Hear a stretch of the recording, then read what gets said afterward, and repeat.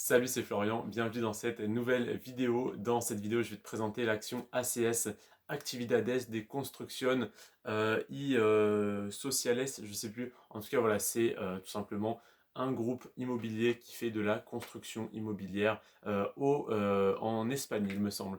Donc voilà, on est sur un groupe étranger, mais quand même disponible sur PEA.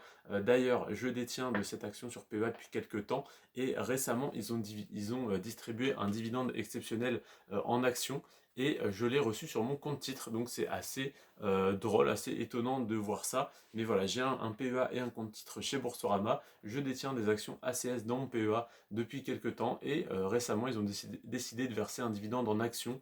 Sauf que ça devait être peut-être une action pour 10 détenus ou quelque chose comme ça. Et j'avais pas assez d'actions, donc ils m'ont versé une fraction d'action, mais pas sur mon PEA, sur mon compte titre. Donc l'action, c'est bien possible de la détenir sur son PEA. Par contre, là, j'ai reçu la fraction d'action sur mon compte titre. Donc, si quelqu'un a déjà vécu ça et a un retour à me faire là-dessus, ça peut être intéressant de comprendre pourquoi. Alors, on attaque tout de suite avec l'analyse, hein, c'est pour ça que tu es là. Donc, ACS, le rendement du dividende de l'année 2021 au cours actuel de l'action, il s'élève à 9%. C'est en partie pour ça que cette action m'intéresse autant, c'est parce que le dividende est vraiment très élevé. En plus de ça, ça fait 20 ans qu'il est versé sans interruption, c'est-à-dire que si tu avais acheté cette action en 2002, au moment de ma naissance, hein, typiquement je suis né le 15 juillet 2002, donc il y a pratiquement 20 ans jour pour jour, et bien voilà, on était sur les premiers dividendes d'ACS et depuis, le dividende n'a pas été interrompu, n'a pas été coupé une seule fois. Donc c'est une très bonne nouvelle. Par contre, ça reste une action européenne, on va dire, donc avec la culture du dividende qui va avec, qui est de verser des dividendes, du moins d'augmenter et de diminuer le dividende au gré des bénéfices de l'entreprise. Donc quand l'entreprise a fait de beaux bénéfices, on a eu de beaux dividendes comme cette année. Par contre, l'année précédente, il y a eu beaucoup moins de bénéfices, donc le dividende a été plus faible. Donc ça ne fait que un an que le dividende n'a pas diminué. Donc voilà, petit point négatif, mais bah, c'est normal entre guillemets pour les actions françaises et européennes. Ensuite, le pourcentage d'augmentation du dividende annualisé sur 10 ans, il est, roulement de tambour, de 0%. Le dividende n'a pas augmenté. Si on compare celui de 2011 à celui de 2021, le dividende est exactement le même. Donc ça, c'est un petit peu dommage.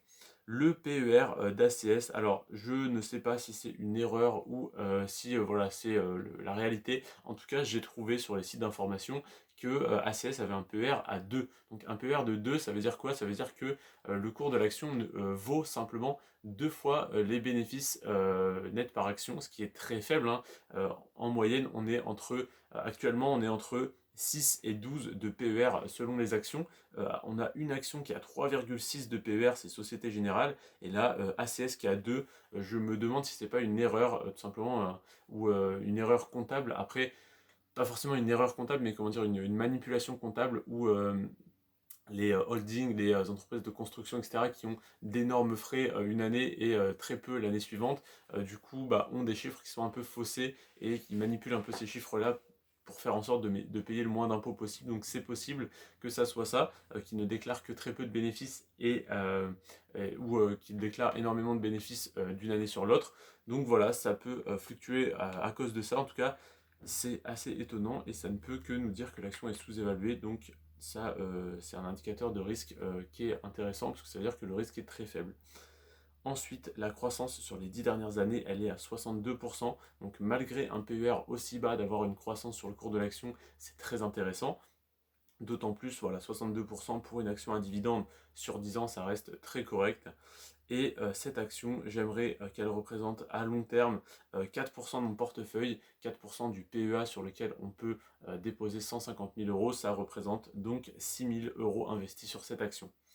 Donc voilà, ça c'est l'objectif dans 4 à 5 ans.